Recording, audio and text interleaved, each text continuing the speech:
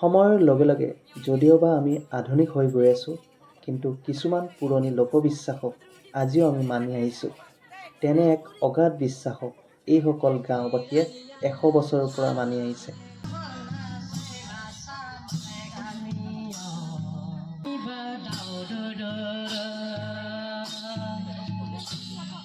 হয়, এয়া এক বিয়াৰ দৃশ্য, কিন্তু এই বিয়া মানুহৰ বিয়া নহয়, এই বিয়া ভেকুলীৰ বিয়া। শুনি আচৰিত লাগিলেও এয়াই সঁচা।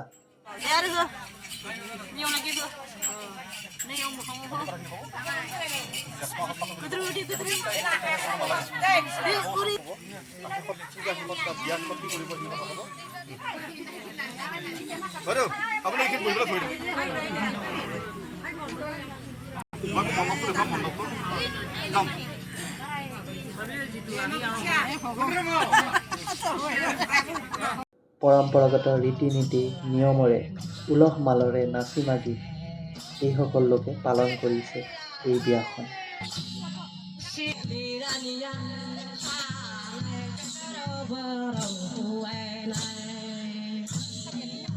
100 বছৰৰ পৰা জেঠ মাহৰ দৰং জিলাৰ চিনাকনাৰ এই গাঁওবাসীসকলে এই বিয়াখন পালন কৰি আহিছে। লোকবিশ্বাস যে এই বিয়াৰ জৰিয়তে বৰষুণৰ অভাৱত কৃষকৰ মাটিডৰা শুকান হৈ থকা পথাৰখনত বৰষুণে জীপাল কৰি তুলিব।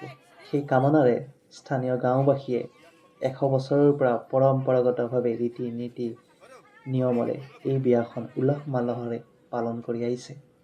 লোকবিশ্বাস যে এই ভেকুলীৰ বিয়াৰ জৰিয়তে গাঁওখনৰ কোনো লোকৰে বসন্ত ৰোগ নহয়।